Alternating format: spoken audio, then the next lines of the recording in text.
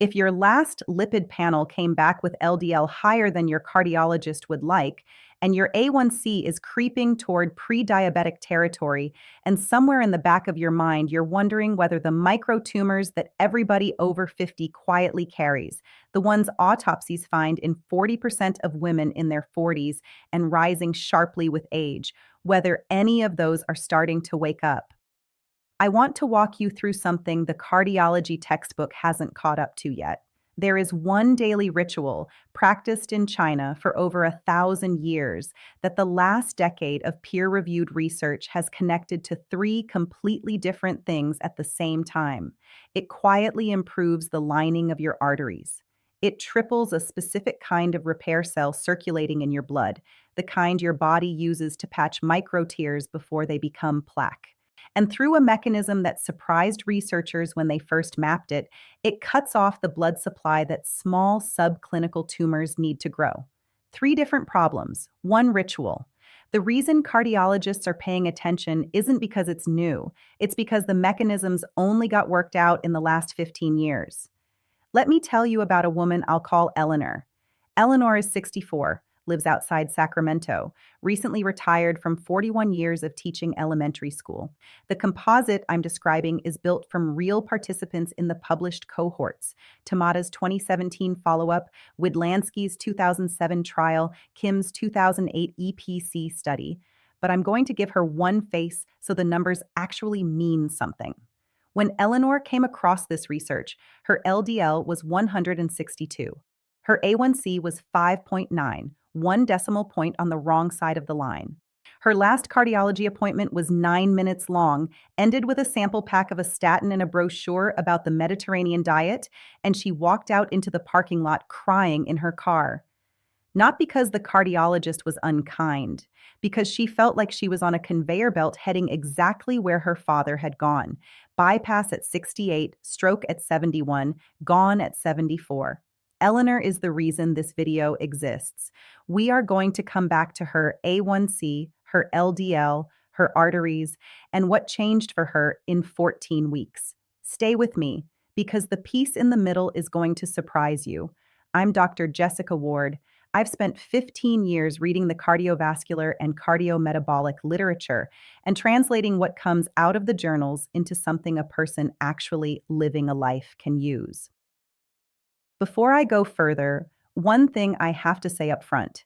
Everything I'm sharing here comes from peer-reviewed research. It's educational, not medical advice. If you take blood thinners, statins, blood pressure medications, or insulin, please talk to your doctor before you change anything in your routine.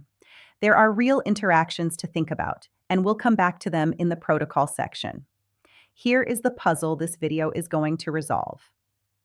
The habit I'm going to describe is the most studied daily ritual in the cardiovascular and metabolic literature. Over 14,000 people over 65 followed for 6 years.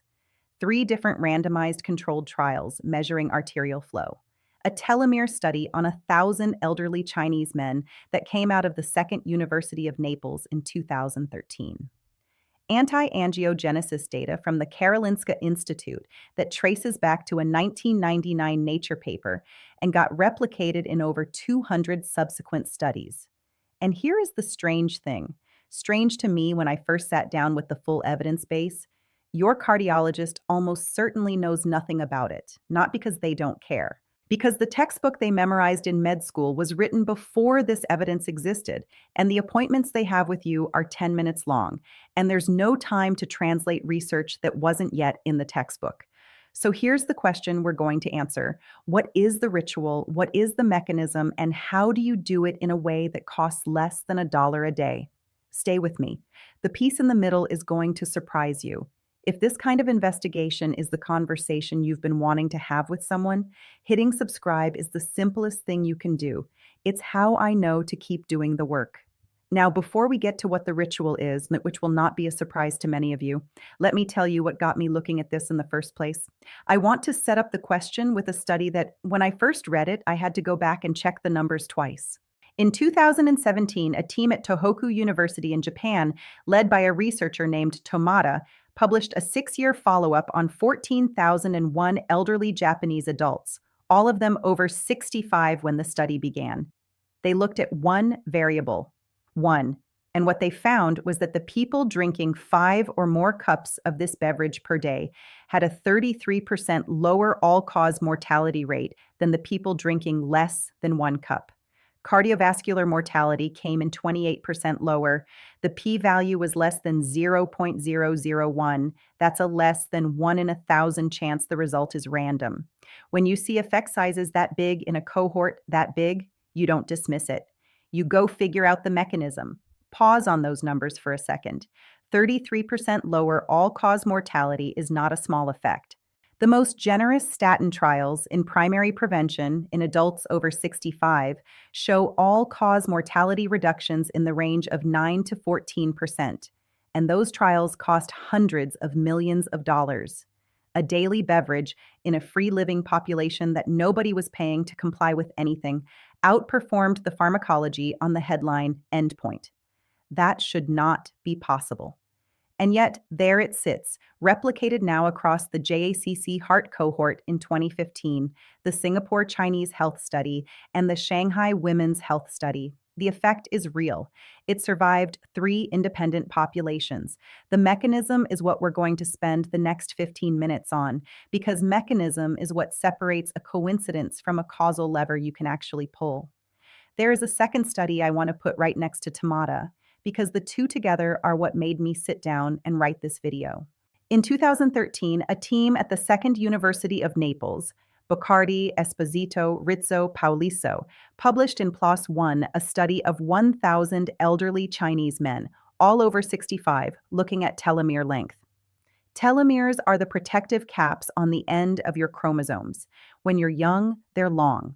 With every cell division, with every inflammatory hit, with every spike in oxidized lipid, they shorten.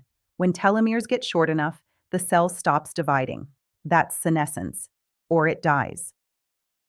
Telomere length is one of 2 non-fakeable markers of biological age. The other is DNA methylation. You cannot game them with a supplement label or a quick fix. They reflect what's actually happening in the tissue. What Boccardi found was that men drinking 3 or more cups of green tea per day had telomeres roughly 5 years younger in biological age than men drinking less than 1 cup, 5 years, from a cup of tea. This is the part where I had to stop and check whether I'd misread the discussion section. I hadn't. 5 years of biological age in the most carefully measured aging biomarker we currently have, traceable to one daily ritual. The beverage is green tea. Specifically, and this matters, the unsweetened, brewed Chinese style. Leaves steeped for around 3 minutes, drunk between meals, 3 to 5 cups across a day. Not bottled, not sweetened, not the matcha cake pop version your granddaughter posts on Instagram, just green tea, the way it's been drunk in China for over 1,000 years. The Chinese word for it is cha. And the active compound, the molecule that does almost all of the work, is something called EGCG, epigallocatechin gallate. Translate that one in your head as the most studied antioxidant in the cardiovascular literature. That's it. EGCG plus a little caffeine plus a small amount of an amino acid called L-theanine, those 3 things are what you're getting in a cup. Together, they do something that no single compound seems to replicate. So here is where I had to start checking the numbers twice. I went looking for the mechanism, and I expected to find one, antioxidant maybe, or a small bump in HDL. What I found was 3 completely independent mechanisms, each one published in a different journal by a different research team, in 3 different countries, and they all converged on the same molecule. That's when this stopped being a curiosity and started being a real thing. Here's the first piece. In 2007, a research team at Boston University led by Widlansky published a randomized crossover trial in the Journal of the American College of Cardiology. They took 66 adults who already had documented coronary artery disease. These are the exact people watching this video right now, the people who have already been told they have a problem. And they put them on green tea for 2 weeks. They measured something called flow-mediated dilation. Translate that as, how well does the inner lining of your artery respond when blood flow increases? When your blood pressure surges, Say you climb a flight of stairs or you stand up too fast, the lining of a healthy artery senses the surge and releases a molecule called nitric oxide, which tells the smooth muscle around the artery to relax, which keeps your blood pressure from spiking dangerously. That whole cascade is flow-mediated dilation. It's the cleanest single measure of arterial repair capacity we have in cardiology research. After 14 days, flow-mediated dilation improved by an absolute 3.69 percentage points, which doesn't sound like much until you know that the average for the group started at around 7%. So we're talking about a relative improvement of around 50% in 2 weeks in adults who already had coronary artery disease. This is Eleanor's first checkpoint. 2 weeks in, she wouldn't feel anything different. But a vascular ultrasound, the kind they use in research, not the kind a community cardiology office runs, would already show her arteries responding differently than they did before she started. Are you ready for the second piece? In 2008, a team at Chatham National University Hospital, and this got replicated in 2015 in the journal Atherosclerosis, gave 583 milligrams of green tea polyphenols a day, which is roughly what you get from 3 cups of properly brewed green tea, to 72 adults with arterial dysfunction. 4 weeks. They measured something called endothelial progenitor cells. Now, pause on this. Endothelial progenitor cells, sometimes shortened to EPCs, are a kind of stem cell. They originate in your bone marrow, they circulate in your blood, and they express 2 surface markers, CD34 and VEGFR2, that researchers use to count them under a microscope.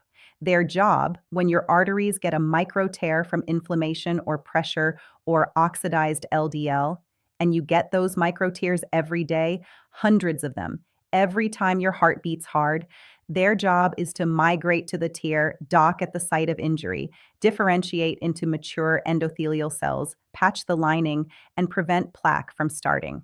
They are, in the most literal sense, your body's native repair crew for arteries. Here is the part nobody told you. After 50, your circulating EPC count drops about 40% by age 70. By 75, it's dropped further. That decline tracks the steepest curve in the actuarial tables for heart attack risk. The 2 curves are not coincidentally aligned, they're causally linked. The repair crew is shrinking. The micro tears keep coming. The math eventually catches up. Look at the Tamata cohort one more time. 33% lower all-cause mortality in the heavy tea drinkers. The EPC mechanism explains a meaningful chunk of that. After 4 weeks of green tea polyphenols in this cohort, circulating EPCs increased by 3.1-fold. Tripled. That's where the headline of this video comes from. These are not embryonic stem cells. They're not lab-grown stem cells. They're not the controversial kind. They're the body's own native repair crew. And a daily ritual that's been around for 1,000 years tripled them in a month. The 2015 atherosclerosis replication, in a separate cohort, separate research group, separate country, found the same effect in the same range. When a finding survives independent replication, with effect sizes this large, you stop calling it a coincidence. Eleanor is the proof of concept walking around in real life. 4 weeks into her 3 cups a day habit, her bone marrow is doing what it did when she was 45. Here's the third piece, and this is the one that, when I first read it, I had to go reread the original paper. In 1999, a team at the Karolinska Institute in Sweden, Yihai Chao and Renhai Chao, published in Nature. That's about as good as a journal gets. And they showed that EGCG, at physiologic doses, the kind you actually get from drinking tea, blocks something called VEGF. VEGF stands for vascular endothelial growth factor. It's the signaling molecule that tells nearby blood vessels to sprout new branches toward whatever's releasing it. Tumors release a lot of it. So do healing wounds. Embryos pour it out by the gallon. VEGF is the master switch on a process called angiogenesis, the formation of new blood vessels. And angiogenesis is the bottleneck that determines whether a small thing in your body becomes a big thing. Here's the part most people don't know. A tumor smaller than 2 millimeters across cannot grow any larger without first sprouting its own blood supply. 2 millimeters is roughly the head of a pin. Up to that size, oxygen and nutrients diffuse in from surrounding tissue. Past that size, the cells in the center of the tumor would suffocate without dedicated blood vessels. So the tumor releases VEGF. The surrounding capillaries sprout toward it, and once the supply line connects, the tumor can grow without limit. Cut the VEGF signal, block the supply line, and the tumor freezes at subclinical size. The textbook teaches angiogenesis for embryonic development and wound healing, almost never for cancer prevention. What the textbook doesn't usually emphasize is that adults walking around, every adult over 50, almost always carries subclinical microtumors. Autopsies of women in their 40s who died of unrelated causes, car accidents, things like that, find subclinical breast microtumors in around 40% of cases. Autopsies of men over 60 find subclinical prostate microtumors in over half. Subclinical thyroid nodules show up in roughly 1 in 3. Most of those will never become clinical cancer. Why? Because the body keeps the angiogenesis turned off. The microtumors are there, but the blood supply isn't. So they sit dormant for the rest of the person's life. This is what William Lee at the Angiogenesis Foundation has been writing about for the last 15 years. EGCG, at the doses you get from 3 to 5 cups of green tea daily, keeps the angiogenesis switch in the off position. That's where starves cancer cells comes from in the title. It's not a hype phrase. It's the literal mechanism, replicated in over 200 subsequent papers. EGCG cuts the supply line. The microtumor doesn't get its blood vessel. It can't grow past 2 millimeters. It stays subclinical forever. And here is the connection most people miss. The same VEGF pathway, the same anti-angiogenesis biology, also matters for arteries. Pathological neovascularization, the bad kind of new vessel growth, is what destabilizes atherosclerotic plaques in the coronary arteries. The unstable plaque grows fragile new capillaries inside itself. Those capillaries leak, the plaque ruptures, and you have a heart attack. EGCG modulates that process too. The same molecule that starves a subclinical breast microtumor also stabilizes a subclinical coronary plaque. Cardiology and oncology are reading the same paper from different angles. Neither field tends to mention the other. The patient sitting in the cardiologist's office never hears about it. So now you have 3 mechanisms. Endothelial repair improving in 2 weeks. Stem cell mobilization tripling in 4 weeks. Anti-angiogenesis cutting tumor blood supply at physiologic doses. One molecule does all 3, and one molecule is in one beverage that costs less than 30 cents a day at any supermarket on Earth. There is a 4th mechanism worth naming briefly because it shows up in the Bacardi telomere study, and Eleanor's biology is going to ride on it. Telomere protection. EGCG, in vitro and in vivo, reduces oxidative stress on the chromosome ends and reduces the rate at which telomeres shorten with each cell division. The 5 years younger biological age in heavy tea drinkers is the downstream readout of this protection.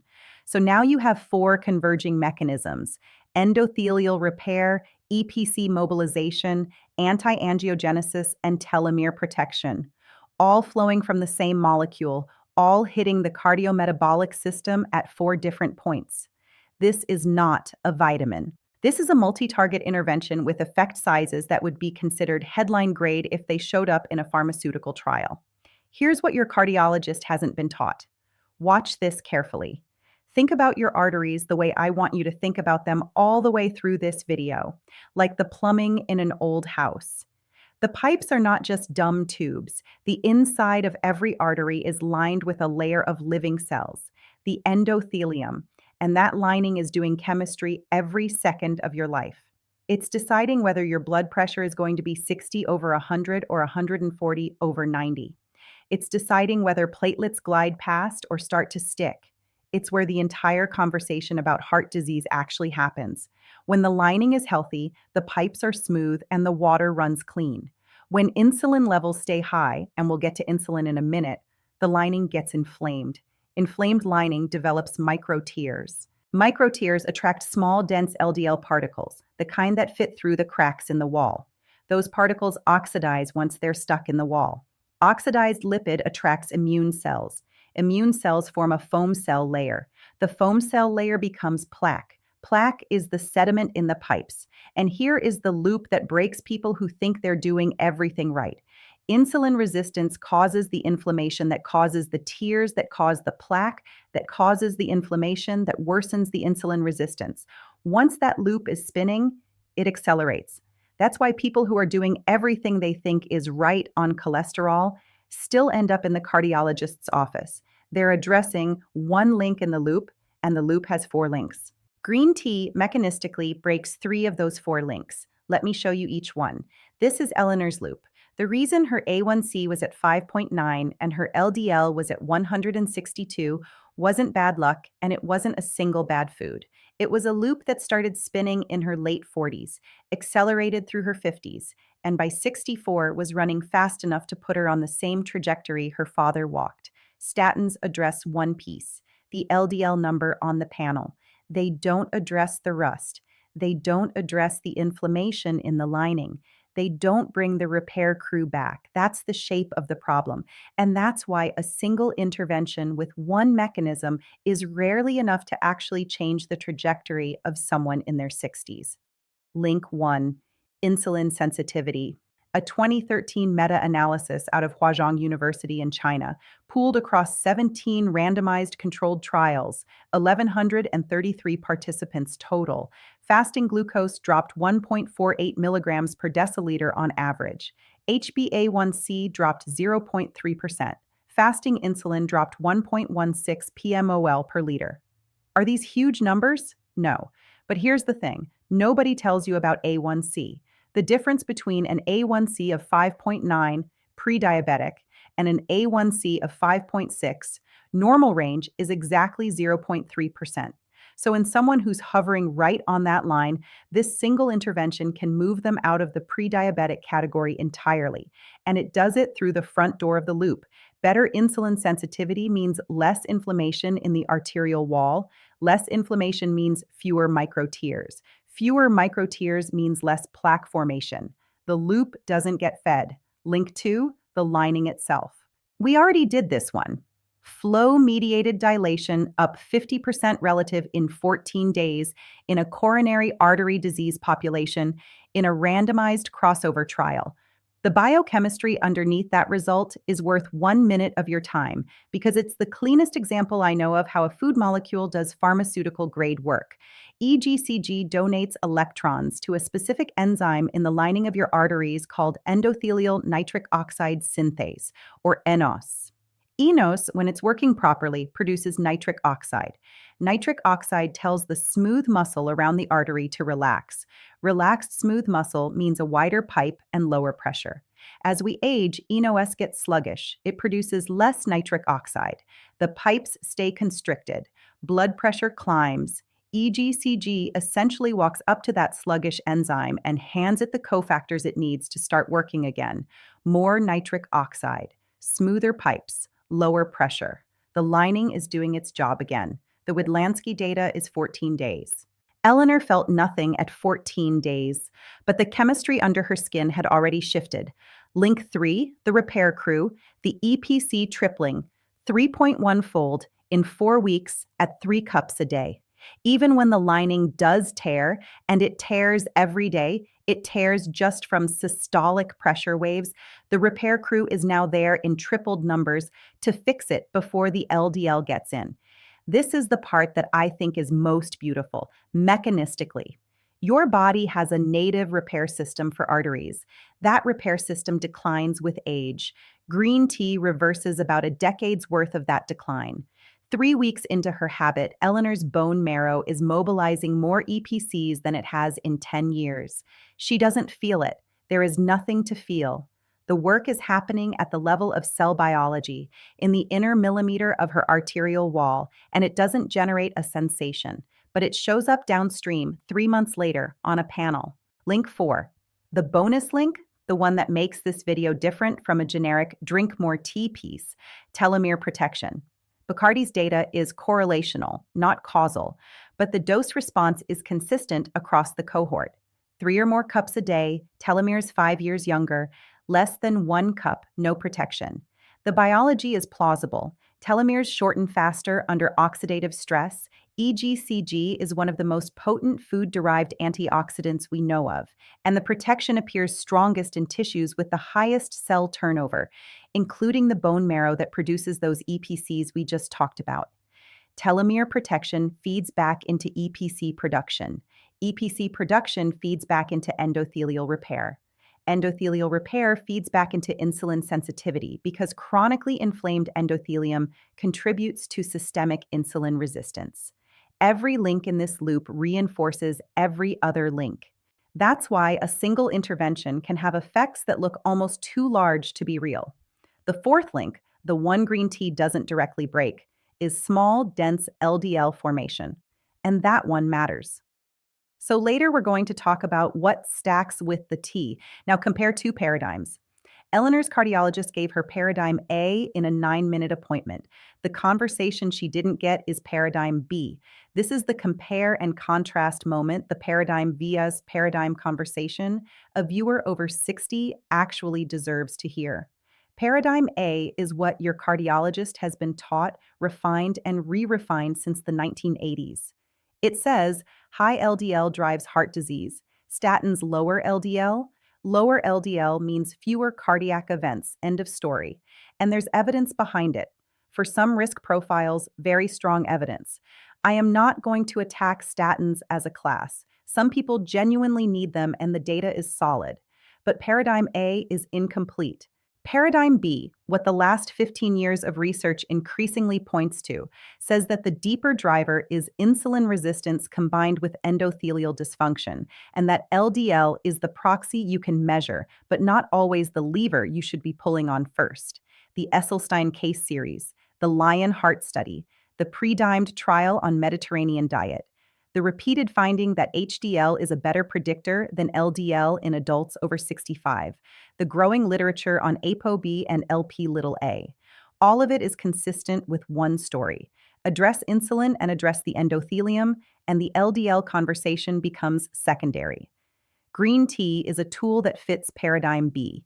It targets two of the three drivers in paradigm B, insulin resistance and endothelial function. And on top of that, it does the anti-angiogenesis work for subclinical micro-tumors that the cardiology textbook doesn't even mention because micro-tumors aren't part of cardiology's job description.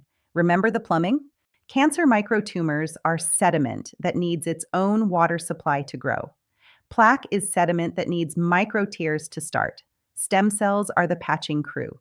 Insulin resistance is the rust running through the whole system.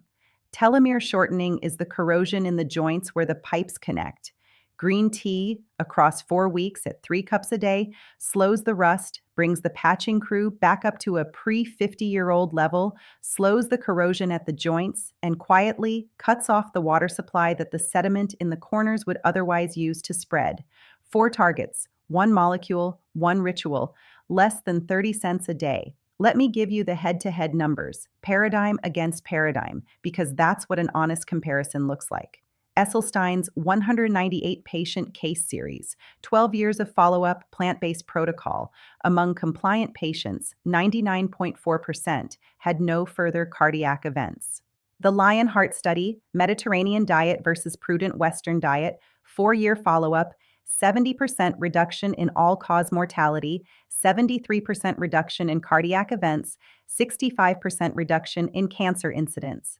Pre-dimed 2013 New England Journal of Medicine, 7,400 high-risk adults, Mediterranean diet plus extra virgin olive oil, 30% reduction in major cardiovascular events. Now compare to the Jupiter statin trial, primary prevention, rosuvastatin, all-cause mortality reduction 20%. Real, but smaller than any of the 3 dietary trials I just listed. The headline-grabbing absolute risk reductions in statin trials, when you do the math out, often come down to numbers needed to treat in the range of 50 to 100 for primary prevention. Diet trials, in the populations they were tested on, run NNT in the single digits. The data points to paradigm B. The textbook is catching up slowly. Green tea is one tool inside paradigm B, a tool that's been sitting on every supermarket shelf in America for 50 years. Let me speak for a minute before we get to the protocol to those of you watching because someone you love had a heart event, a spouse, a parent, a sibling. The caregiver role is harder than anyone tells you. You are exhausted, you are scared, and you are trying to help someone who may or may not want to be helped. You're the one reading the discharge instructions at midnight. You're the one calling the cardiologist's office to argue about a refill. You're the one who notices the salt in the chicken pot pie before they pick up the fork. And nobody is taking your blood pressure. First, what you are doing matters. Second, if the person you love has had a stent or a bypass or a heart attack in the last 90 days, this protocol is not for them yet. Their cardiologist has them on dual antiplatelet therapy almost certainly, and that conversation has to happen in a clinic, not on YouTube. But if they're in early stage coronary artery disease, or they're pre-diabetic, or they're sitting on a slightly elevated LDL with a family history that scares you, green tea is one of the easiest, lowest friction things you can introduce into their day. 3 cups, no sugar, between meals. The caregiver hack: brew a thermos in the morning and put it on the counter where they sit. People drink what's in front of them. Don't lecture. Don't moralize about coffee versus tea. Don't tell them about EGCG or VEGF or endothelial progenitor cells. Just put a clean ceramic mug next to where they read the paper, fill it from the thermos, and let it work. If they ask, say, "I read about it, I'm trying it too. Want to try it with me?" Shared rituals work in this age group when prescriptions don't. The other caregiver intervention worth knowing about: track one number, just one, not a panel of 15. Pick fasting glucose if they have a glucometer at home, or pick resting blood pressure if they have a cuff. Take it weekly. Write it on the back of an index card on the fridge. When it moves, you will both see it move. The motivation that comes from a number going in the right direction when the doctor's office hasn't been giving you good news is enormous. Eleanor's daughter is the one who first put the thermos on her counter. Eleanor would tell you she would not have gotten started without that small act. Caregivers shape these outcomes more than the protocol does. All right, the protocol. I've shown you the research. I've explained the mechanisms. Now, what do you actually do? One more thing before we go further, and this one is verbatim because it matters. Everything that follows is meant to complement, not replace, your medical care. Especially if you're on warfarin, clopidogrel, or aspirin, the vitamin K content of green tea is real, though small per cup, and high doses of EGCG can interact with anticoagulants. If you take any blood thinner, talk to your cardiologist about the dose before you start. Same goes for anyone on metformin. Green tea modestly boosts insulin sensitivity, which can stack additively with metformin in a way that occasionally needs a dose adjustment. Bring this conversation to your prescriber. None of this protocol replaces a clinic visit. Priority 1, the base habit: 3 cups of plain brewed green tea per day, loose leaf or bagged. Both work. Brew time 3 minutes in water that's been just off the boil, not boiling water that destroys some of the EGCG. Drink between meals, not with meals. Why between meals matters. Green tea binds non-heme iron from plant foods. If you drink it with spinach or beans, you'll absorb less iron than you would otherwise. Drink it an hour after a meal or 30 minutes before, and that problem disappears. Timing across the day: 1 cup mid-morning, 1 cup early afternoon, 1 cup around 4 p.m. Avoid after 6 p.m. unless you're someone who handles caffeine very well. There's about 30 milligrams of caffeine per cup, less than coffee, but enough to disrupt sleep in some people over 60. Cost: at any supermarket, a box of 100 green tea bags is around $8. 3 bags a day. That's 24 cents a day. Less than $1 a week. The free version of the Cardiometabolic literature is sitting on the shelf next to the Earl Grey. What to expect on this priority alone on the timeline. Week 1. Nothing visible. The compounds are accumulating in your tissue. Some people notice a small smoothing of energy across the afternoon, fewer spikes and crashes. Week 2. This is where flow-mediated dilation has measurably improved in the trials. You won't feel it, but a vascular ultrasound would see it. Week 4. This is where EPCs measurably triple in the published cohorts. Again, you won't feel it, Month 2, fasting glucose and triglycerides start to move on a panel, drops of around 5 to 15% in someone who's slightly elevated. Month 3, HbA1c moves.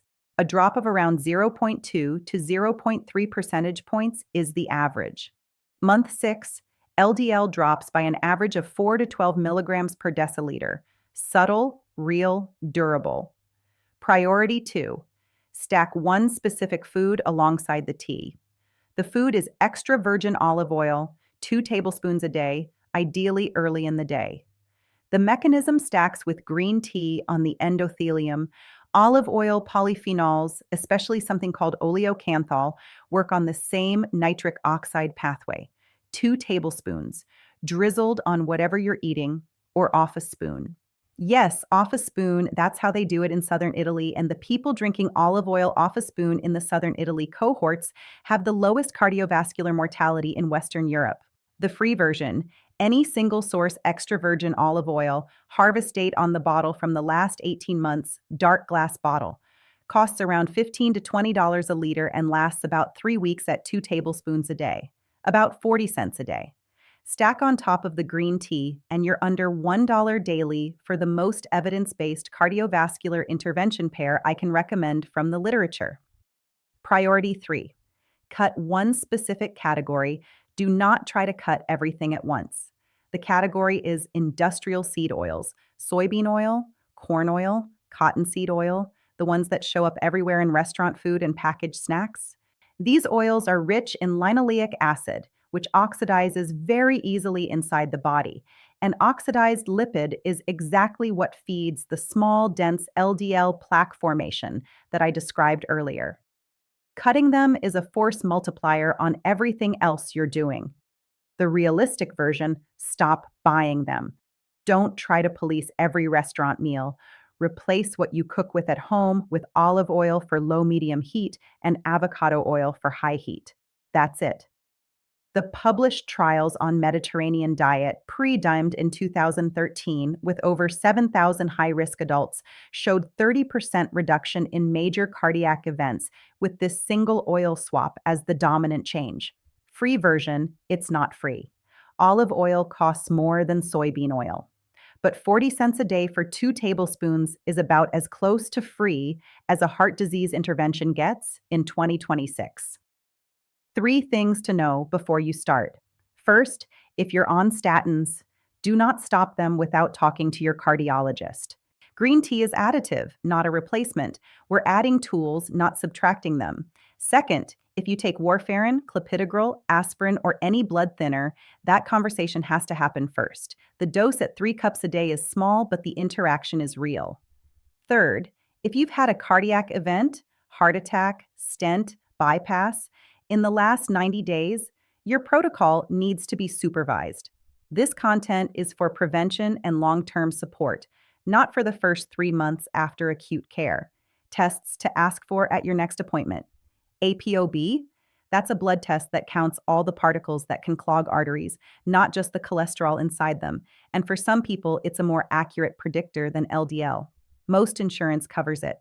Lp(a), pronounced Lp(a), it's an inherited variant of cholesterol. You only need to test it once in your life because it's genetic, and it tells you whether you're carrying an inherited cardiovascular risk that diet alone won't fully reach. Fasting insulin with glucose so your doctor can calculate something called HOMA-IR. That's your insulin resistance score, and it's the single most useful number you don't currently know about your own metabolism. 3 tests. All standard labs. Most insurance covers all 3. The conversation in the appointment changes when you walk in with the numbers. Let me close Eleanor's loop because I started with her and I owe you the rest of the arc. 14 weeks in, 3 cups of plain green tea daily, 2 tablespoons of olive oil in the morning, industrial seed oils swapped out at home. Eleanor went back for her follow-up panel. LDL dropped from 162 to 138. Her A1C dropped from 5.9 to 5.6 across the line, out of pre-diabetic range. Her fasting insulin, which her cardiologist had not previously ordered, came in at 6.2, a HOMA IR of 1.3, well inside healthy range. Her resting blood pressure, which had been hovering at 135/88 at home, settled to 122/78. None of those numbers are miraculous. None of them required a new prescription. They are the kind of numbers the published literature would predict for someone hitting 3 of the 4 loop links at once, and they are durable as long as the habit is durable. The piece that mattered most for Eleanor was what wasn't on the panel. She is no longer crying in the parking lot. She is no longer convinced she is on the same conveyor belt that took her father. The trajectory is different now, and she can feel that it is different, and that feeling is what compliance with a long-term habit is actually built on. Eleanor's story is a composite, but every number in it is inside the range published cohorts have produced. Yours can be inside that range too. We started this video with a feeling, the feeling that the cholesterol number is creeping the wrong way, and the A1C is creeping the wrong way, and the cardiologist visits feel 10 minutes long and hollow. The research from the last 15 years says you have more control over your cardiovascular trajectory than the textbook framework lets on. Not total control. Nobody has total control. But meaningful, measurable, repeatable control, the kind that shows up on the next panel 6 months from now when your cardiologist looks at the numbers and goes quiet for a second before saying, well, whatever you're doing, keep doing it. That moment is real. People in the published cohorts have that moment. The Tomato cohort, over 14,000 strong, had that moment on average against their controls. And it started, for many of them, with a daily ritual that takes 7 minutes to brew and 24 cents to buy. The industry warning, while we're here, buyer beware on bottled green tea drinks at the supermarket, the ones in the cooler with the leaf graphic on the label and the words all natural. Most of those have between 20 and 40 grams of added sugar per bottle. That sugar wipes out, literally wipes out, the insulin sensitivity benefit you would have gotten from the EGCG. The bottled version isn't a healthier soda. It's a soda with a leaf on the label. Buyer beware on EGCG megadose supplements without a cardiologist signing off. At very high doses, isolated EGCG can stress the liver, and at least one regulatory authority in Europe has flagged it. 3 cups of plain brewed green tea is not the same as 800 milligrams of EGCG in a capsule. The dose-response curve for the food matrix is well tolerated. The dose-response curve for isolated capsules at the upper end is not. Stick with the leaves. The leaves are what the cohorts were drinking. If this resonated, the video on insulin resistance, the deeper conversation about why insulin matters more than the LDL number on your panel, goes the next layer down on the same loop we mapped today. It's the piece most people miss. Comment below with the thing you're going to try first this week. I read every comment, and they shape what I research next. And if you have a friend or a parent or a spouse staring at a recent lipid panel and feeling helpless about it, share this with them. The hardest part of changing a number on a panel is believing the number can change. The research, friends, is clear. Buyer beware on bottled green tea drinks with added sugar. Buyer beware on EGCG megadose supplements without a cardiologist signing off. 3 cups, plain, between meals. That's the protocol. Start where you are. Buyer beware, friends.